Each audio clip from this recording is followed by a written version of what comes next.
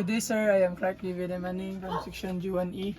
So karong adlaw sir, akong ipakita kung giunsa na pag-calculate and correction sa current variation. So gikan sa 2009 sir, 2024 natay 15 years. So natay 8 minutes times 15 equals to 120 minutes o 2 degrees.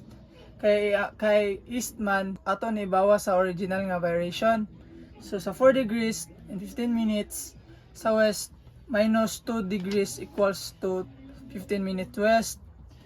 Pero ang magnetic variation kung 2024 degrees kay 2 degrees and 15 minutes west sa 2024.